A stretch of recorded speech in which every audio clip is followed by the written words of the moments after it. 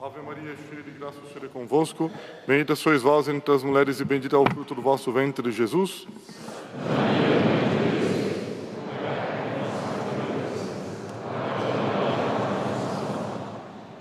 Queiram sentar-se, por favor.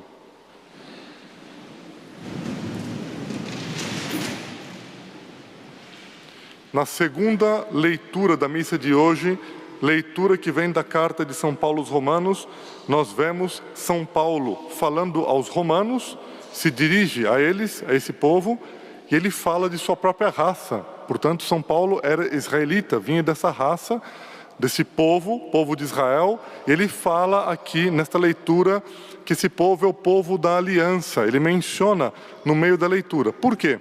Porque Deus tinha feito uma aliança com esse povo. Dentre os vários povos da terra, Deus escolheu um povo para que ele, Deus, viesse viver entre este povo e cumprir aquela profecia feita pelo profeta Isaías, quando ele diz ao rei Acás: eis que uma virgem conceberá e dará à luz um filho, e seu nome será Emanuel, que significa Deus conosco. Era real, o próprio Deus viria habitar entre os homens. Então Deus fez uma aliança com esse povo. Deus prometeu para Abraão, que foi o pai, comemoramos o dia dos pais hoje, Abraão que foi o pai deste povo. Deus prometeu para Abraão que ele seria pai de uma multidão de nações, de muitas pessoas. As nações da terra seriam abençoadas nele, Abraão. A bênção vinha através do pai e depois iria para todos os filhos, para a sua geração, para esses povos que nasceriam de Abraão. Porque Deus diz que todas as nações da terra seriam abençoadas em Abraão. Por quê? Porque de Abraão nasceria a igreja, a Santa Igreja Católica. Através dessa promessa vinda de Abraão, alguém de sua família, como diz aqui São Paulo na segunda leitura, Cristo nasceu do povo israelita, desta família que vinha de Abraão. E as nações da terra seriam abençoadas, porque todos os povos da terra, nós que estamos aqui, por exemplo, todas as nações seriam abençoadas em Abraão. Mas nós vemos que esse povo com o qual Deus fez uma aliança, fez esse laço de união, esse povo com o qual Deus fez aliança, esse povo não foi fiel. E Deus tinha prometido para Moisés, que foi aquele profeta escolhido por Deus para receber a revelação dos mandamentos, dos 10 mandamentos. Deus tinha dito para Moisés que se o povo fosse fiel à aliança que Deus tinha feito com ele, com esse povo, se o povo de Israel fosse fiel a essa aliança, eles receberiam graças e mais graças, proteções e mais proteções de Deus. Se eles não fossem fiéis à aliança e descumprissem a aliança com Deus, eles seriam castigados. E Deus disse que eles não deveriam, disse para Moisés, que eles não deveriam se misturar com os povos da terra onde eles entrariam, chamada terra de Canaã, a terra prometida, a região da Palestina. Moisés estava tirando o povo do Egito, o povo tinha ficado escravo no Egito. Deus tinha feito com que Moisés tirasse esse povo do Egito e levasse para a terra da promessa. Entretanto, Deus disse que quando o povo entrasse na terra prometida, eles não poderiam se misturar com os povos que lá viviam, porque esses povos adoravam deuses falsos. E não poderiam se casar com os povos daquela terra, se unir, para que não caíssem na idolatria, para que não adorassem deuses falsos. E o que fez o povo? Exatamente o contrário daquilo que Deus mandou. E nós vemos que é uma coisa curiosa, que a humanidade ela é antiga em sua existência, e a humanidade é antiga nos seus vícios também. Porque tem os mandamentos, não pode fazer tal coisa. E parece que às vezes nós ouvimos, é isso, não pode ir para cá? Tá bom, e a pessoa vai para o lado que não pode ir. É uma coisa terrível. Não era só o povo de Israel que tinha cabeça dura, não. No mundo de hoje tem muita gente de cabeça dura. Os mandamentos estão todos descritos. O que eu devo fazer para alcançar a felicidade na terra, servindo a Deus, e eu faço o contrário. E depois eu digo, só comigo acontecem essas coisas.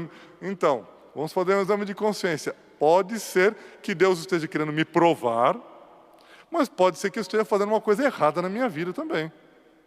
E Deus, que é Pai, cuida de nós, nos puxa a orelha muitas vezes e nos mostra que nós estamos seguindo pelo caminho errado. O que aconteceu com o povo de Israel? Ouviram a Moisés, não obedeceram a Moisés, entraram na terra prometida, viveram lá anos e mais anos e por fim fizeram tudo aquilo que Deus tinha dito para não fazer. E caíram no pecado, caíram na idolatria, adoraram deuses falsos, se desviaram da verdadeira doutrina. Até que chegou o momento que o rei de Israel, o rei daquele povo, ele se casou com uma fenícia, que era uma mulher de outro povo, que adorava deuses falsos, adorava um deus chamado Baal. E ela fez construir um templo para Baal, para um deus falso, no palácio do rei de Israel, rei Acabe. E o que aconteceu? O profeta Elias, que aparece aqui na primeira leitura no livro dos reis, ele vai até Acabe e diz que ele estava andando mal, que ele tinha caído no pecado, que tinha levado o povo a cair no pecado. E ele, o profeta Elias, ele era um profeta muito forte, assim. Diz um trecho da Escritura que Elias surgiu como um fogo.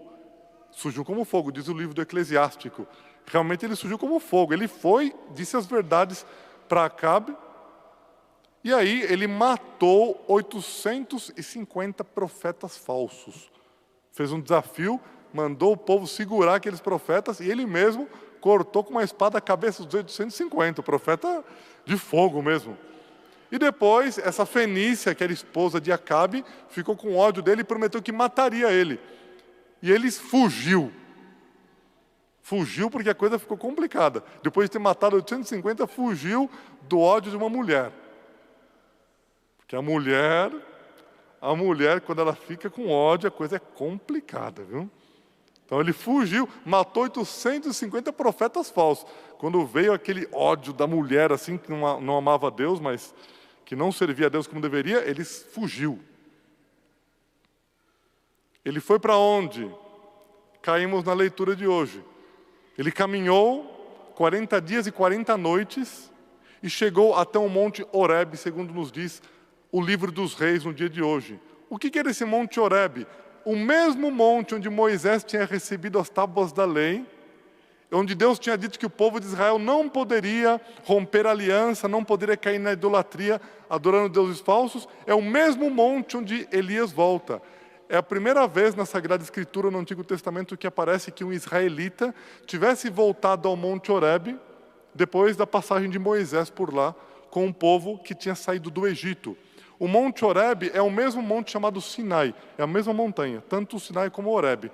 Ele volta para lá, sobe a montanha, entra numa caverna e ali vem uma tempestade. Por fim vem o murmúrio de uma brisa e ele se dá conta que Deus falaria com ele. Na mesma montanha onde Deus tinha falado com Moisés, Deus fala com Elias. E ali Elias ouve a voz do Pai, a voz de Deus que se manifesta a ele. No trecho que nós lemos hoje, a leitura ela termina, mas se nós continuássemos, o que Elias diz para Deus, o que Deus diz para Elias? Deus diz: Elias, o que fazes aqui? O que fazes aqui? E Elias diz assim: eu me consumo de zelo pelo Senhor Deus dos exércitos. Senhor, o povo abandonou a vossa aliança. Na mesma montanha onde Deus tinha feito aquela aliança com o povo, dando os mandamentos através de Moisés, renovando a aliança feita com Abraão, Elias diz: o povo deixou de cumprir a vossa aliança. Esse povo deixou de cumprir a aliança porque não amava a Deus como deveria. Esse povo deixou de cumprir a aliança porque deixaram de confiar na palavra que Deus tinha dito. Deus tinha dito que se o povo andasse na lei dele, tudo daria certo. E o povo se desviou, faltou com a confiança na palavra de Deus, e por isso o povo afundou no erro, da mesma forma que São Pedro estava afundando no Evangelho no dia de hoje. Não no erro, mas ele afundou por uma falta de confiança. Nós vemos nosso Senhor Jesus Cristo que aparece para os apóstolos, eles estão na barca, começa a tempestade, mar encapelado, uma coisa terrível, eles com medo de afundar, no escuro, e olham numa época que não existiam lanternas, luzes no barco, que nada, eram umas tochazinhas ali que mal dava para ver um palmo na frente. Talvez eles devem ter se dado conta de que tinha alguém na água, porque caíam raios, não sei, uma coisa forte, com aqueles relâmpagos, clareava o ambiente, eles viram alguém na água. Um fantasma. E alguém disse, não pode ser um fantasma, é o Senhor. Que o Senhor o quê? É um fantasma. Uma luz que ilumina de novo e reconhece que era nosso Senhor Jesus Cristo. E São Pedro olha, nosso Senhor Jesus Cristo caminhando sobre as águas. Imagine, uma coisa inaudita, impressionante. Os profetas no Antigo Testamento anunciaram que viria um Salvador. Os profetas vão dizendo, um Salvador. O povo achava que esse Salvador seria simplesmente um rei. Por que um rei? Porque o povo de Israel, em determinado momento, eles deixaram de ter rei. Porque eles foram escravizados por povos que os conquistaram. Depois que tiveram vários reis, foram levados para a Síria, foram levados para a Babilônia. Depois eles voltaram e ficaram sem rei.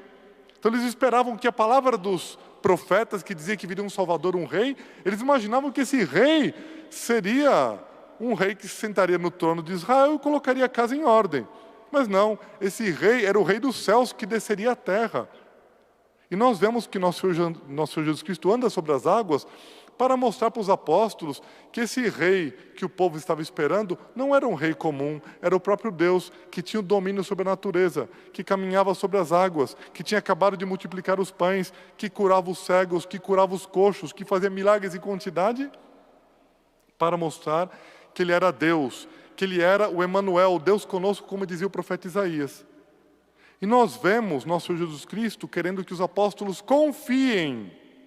E São Pedro entra na água, começa a caminhar olhando para nosso Senhor Jesus Cristo. Tem confiança. De repente a água mexe um pouco demais. Quem sabe, com a água se movimentando, ele deixou de ver a Nosso Senhor em algum momento, porque a água se levantou muito. Ele assusta e começa a afundar. Porque deixou de confiar na palavra de Deus que tinha chamado ele para que fosse até nosso Senhor Jesus Cristo. Isso pode acontecer conosco, no meio das provas que nós passamos nesta vida. Pode acontecer conosco, pode acontecer com os pais que têm que cuidar da própria família, que têm que cuidar dos filhos. E às vezes o pai chega à noite cansado em casa. Foi um dia duro de trabalhos, cheio de problemas. E ele não quer contar para a esposa, para ela não ficar preocupada, que aquele dia foi um dia apertado, que a situação financeira ficou difícil. Ele chega em casa, ele começa a rezar, meu Deus, me ajude. Eu preciso de vossa força. E chega em casa e a esposa começa a colocar problemas. Olha, sabe que hoje aconteceu tal coisa, quebrou tal outra coisa, reclamaram, ligaram, brigaram. Nossa Senhora, às vezes a esposa podia ajudar um pouco também, né? Tem vezes, não é sempre não, mas tem vezes que a esposa, ela ajuda a aumentar a cruz do marido.